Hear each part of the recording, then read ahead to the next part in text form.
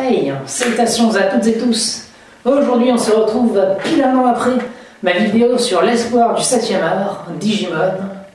Et donc, vous l'aurez compris, nous allons parler aujourd'hui de Digimon Adventure 3. Rappelez-vous, c'était en 2014.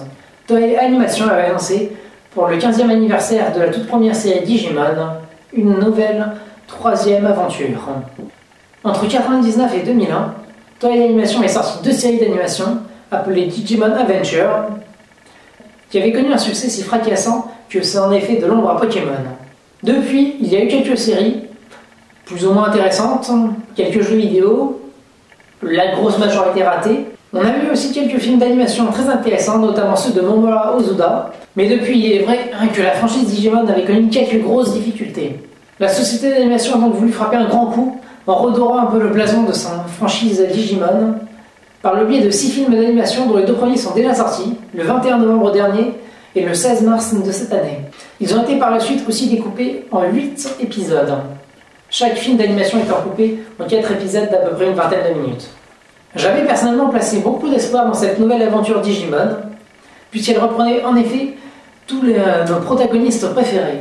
Étant donné que dans le temps j'avais vu les anciennes séries en français, et que du coup j'avais voulu me les refaire en français l'an dernier, le passage à la version originale fait que du coup je pourrais pas vraiment vous ressortir le nom des personnages, mais on se rend compte que la VF est plutôt bien faite, puisque par exemple Shijo, Mimi et Sora n'ont pas changé de prénom, enfin ils ont conservé bien les prénoms japonais. Pour les autres ça va, on sait qu'est-ce qu'ils ont fait, par exemple Tai, en VO c'est Taichi, TK c'est genre Taikeru ou un truc comme ça. Mat c'est Yamato, donc Yamat dedans. Donc ils ont fait un plutôt bon truc pour le passage à la VF. Bon, j'ai pas eu envie d'attendre pour la VF pour ce nouvel arc Digimon Adventure 3, et de toute façon les autres films d'animation ont été faits après aussi en version japonaise. Donc en plus du coup on garde les mêmes doubleurs, ça c'est une chose très importante qu'on perd souvent au passage à la VF, ce qui est très dommageable. Donc déjà ça c'est un bon point de départ, de reprendre les mêmes personnages avec les mêmes doubleurs.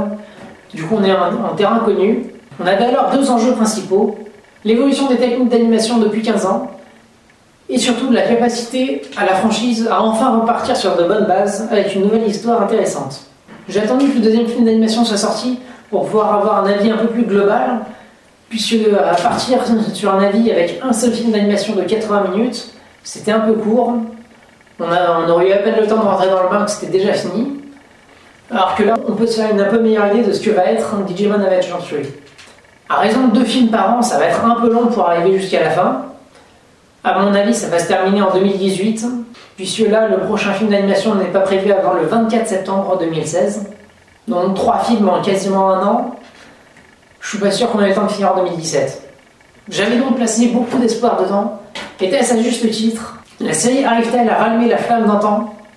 J'ai eu quelques doutes pendant les 4 premiers épisodes, mais les 4 suivants m'ont un peu plus confirmé dans l'idée que ça peut vraiment être une très grande série. Alors on va parler tout de suite de la qualité d'animation. On va pas se mentir, les 2 premières aventures Digimon n'étaient pas d'un très grand niveau. Surtout la première saison qui faisait beaucoup de réutilisation de même plan, avec un taux d'image par seconde assez médiocre. Ça s'est un peu amélioré au fur et à mesure des épisodes, parce que j'ai l'impression qu'ils les ont fait par tranche. Mais de toute façon, par rapport à quelque chose comme Bleach un peu moins, mais pas One Piece, il y a quand même une belle qualité d'animation. Où est-ce qu'on se situe par rapport à ça? Eh bien, je veux dire, c'est une très belle surprise, parce qu'en dehors des studios Ghibli, on a rarement vu une qualité d'animation aussi belle. L'image est fluide, le design est en nette amélioration par rapport à avant. Ils ont réussi à renouveler les personnages sans perdre leur âme d'antan, ce qui est une très bonne chose. Pour ce qui est des personnages et un peu des décors en général, c'est un style assez épuré, mais c'est plutôt bien fait et le style est intéressant. Beau design et les décors fournis de détails. On a des plans assez larges qui sont très beaux. Je suspecte quelques automatismes faits par ordinateur, mais après tout, pourquoi pas, il faut aussi vivre avec son temps. Mais de manière générale, je dirais que c'est très bien fait. Ils ont tous subi une évolution positive surtout au niveau des Digimon, qui ont vraiment un aspect beaucoup plus numérique. Avant, on les sentait presque organiques, mais là, non seulement ils ont le côté manga des autres personnages, mais en plus, on sent vraiment leur côté numérique, que c'est vraiment des créatures virtuelles, quoi, qui ont vraiment un corps physique, mais une existence virtuelle. Bon, sinon, après, sans spoiler, on va dire qu'il y a deux des anciens Digimon qui connaissent une évolution qu'on n'avait encore jamais vue auparavant. On avait pu l'apercevoir dans des jeux vidéo ou dans d'autres séries où les mêmes Digimon, mais avec d'autres Digisauveurs, étaient apparus. Donc là, c'est la première fois qu'on le voit vraiment à ce niveau-là. Et bon, ça fait l'affaire. On a vu des meilleurs designs, mais bon, ça passe. Dans le film d'animation avec le vilain lapin, où il y avait les deux Digimon jumeaux, on a vu des choses très intéressantes à ce niveau-là aussi, avec des toutes premières Digivolutions ultimes pour certains des Digisauveurs de base. On n'est pas à ce niveau-là de qualité, mais c'était intéressant. De toute façon, ils n'avaient pas trop le choix, étant donné qu'ils avaient été déjà faits dans les autres séries ou produits dérivés. Mais bon, ça... Visuellement, c'est plutôt une bonne surprise. On a vu des premiers visuels, on savait que ça allait être de haut niveau, et donc ça confirme. Voilà. Bon, on va tout de suite passer à ce qui est vraiment le plus important de tout, le scénario. Donc forcément, sur un truc de 80 minutes, sachant qu'on doit un peu réintroduire tous les personnages et tout ça, que ce soit le premier film ou le deuxième, on n'est pas directement dans l'action, ça met beaucoup de temps à s'installer, et par rapport au découpage en 4 épisodes, on va dire que c'est surtout le 4e épisode dans lequel il se passe beaucoup de choses. Que ce soit pour l'épisode 4 ou l'épisode 8, c'est là où le gros du combat est installé. Donc forcément, pour l'instant, sur les 6 films d'animation, les 2 premiers n'ont pas fait beaucoup évoluer l'histoire de base. Mais on a déjà des pistes intéressantes, notamment, on avait un peu peur, et c'était d'ailleurs spoilé dès le générique, il y a une nouvelle Digisauveuse qui apparaît, qui est d'ailleurs pas spécialement intéressante. Le côté japonaise avec ses lunettes, sa frange comme ça, qui est toute chétive, un peu timide et tout, c'est pas super intéressant comme personnage. Mais bon, si ça les fait plaisir, et au moins, d'un autre côté, on a un peu aussi le côté pervers japonais, mais on n'est pas au point de One Piece, où c'est vraiment une déferlante de frustration sexuelle, où on a vraiment besoin que n'importe quel personnage féminin, que ce soit les personnages principaux ou vraiment les tertiaires, il y a forcément une poitrine opulente, mais vraiment opulente, c'est même pas du bonnet D, c'est du bonnet G, c'est du truc qui n'existe pas, sur les cartons de taille aussi fin.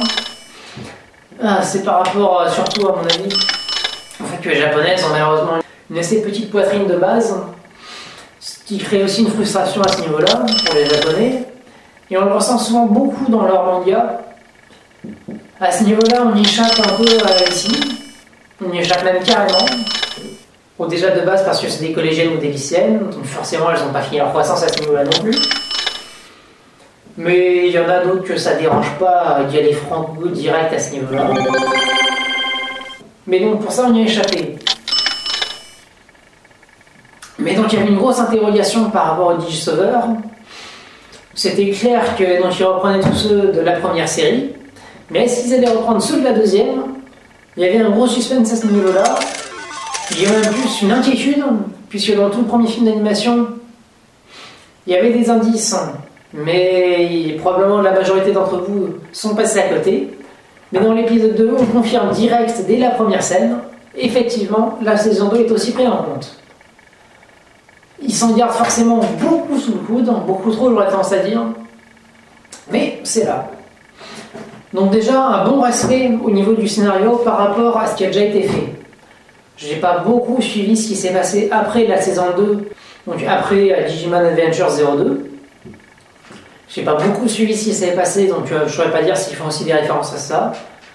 Donc, je pense pas, je pense qu'ils font un peu table rase de tout ça et qu'ils repartent des 2 séries qui avaient vraiment cartonné au niveau succès, tout en ne faisant pas l'erreur de garder la fin de la saison 2 de Digimon Adventure, qui était pour moi la plus grosse erreur et qui avait conduit à l'arrêt prématuré du succès de Digimon, puisque c'est ça qui faisait l'intérêt principal de la série, à mon avis. C'est le côté un peu légendaire des Digisauveurs, le fait que ce soit juste une poignée d'élus, bon, qu'il y en avait après dans les films, hein, un aux États-Unis avec Wallis, je crois que c'était, ça pourquoi pas, mais à la fin de la saison 2, mais donc là, non seulement il garde ce qui faisait l'attrait du début de Digimon, il garde donc forcément la saison 1 au total, mais aussi une bonne partie de la saison 2 sans faire l'erreur de conserver la fin, qui banalisait le statut de Digisauveur.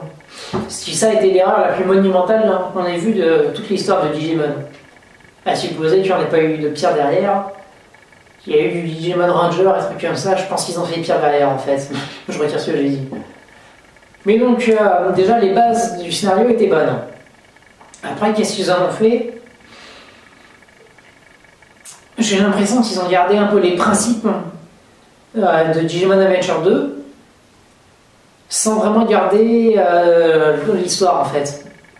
Je m'avance peut-être, mais je pense qu'ils ont juste gardé le principe de l'empereur des Digimon. Mais le problème c'est qu'ils le connaissent déjà. Donc en fait je suis pas sûr, j'attends de voir ce qui va se passer après, mais pour l'instant j'ai l'impression qu'on ne connaît même pas le scénario.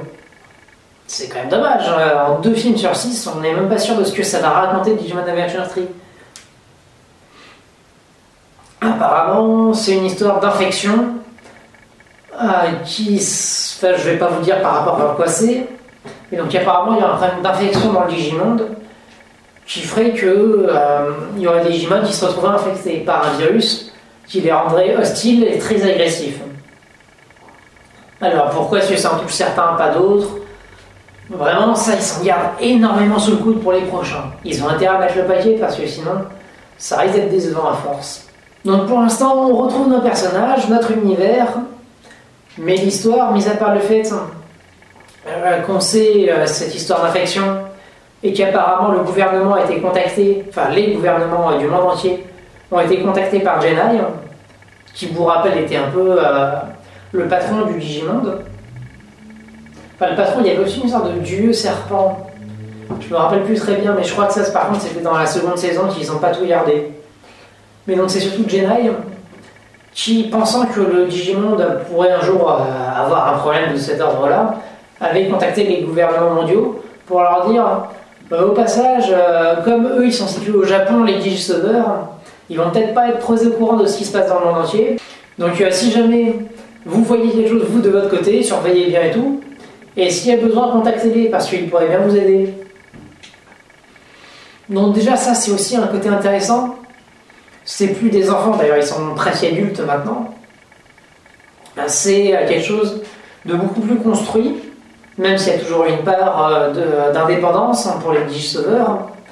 Ils ont un peu... bon ça me fait mal de le dire, mais une espèce de shield. La Marvel pour les diriger un petit peu. J'ai un problème avec le shield. Je déteste ça. Et je comprends pas pourquoi ils gardent la série alors qu'elle fait 0 d'audience, quoi. Ils sont tombés en dessous des 3 millions de spectateurs aux États-Unis pour une chaîne publique. C'est comme si en France, sur TF1, ils tombaient en dessous de 600 000 spectateurs en prime time. Ça n'a aucun sens. Un truc qui fait moins de 2 millions en France, ça dégage. Alors qu'aux États-Unis, non. Non, on est une des principales chaînes, on garde. Osef. Ah là là. Donc Digimon, un scénario, ouais. On ne sait pas encore vraiment où est-ce que ça se dirige. On a des pistes. D'ailleurs, Imperial Dramon, bon allez, je vais vous le dire. Étant donné qu'il y a l'empereur des Digimon, Ken, on se demande, enfin on voit Imperial Dramon. C'est normalement une fusion de son Digimon à lui et de l'espèce de réplica de taille dans la seconde saison. Alors peut-être qu'il est là lui aussi. C'est juste qu'on l'a pas encore rencontré pour l'instant. Mais donc peut-être que lui aussi est dans le Digimon et machin et... À moins que ce soit que l'empereur des Digimon ait trouvé une espèce de crack dans le Digimon pour pouvoir pop-up tous les Digimon qu'il veut.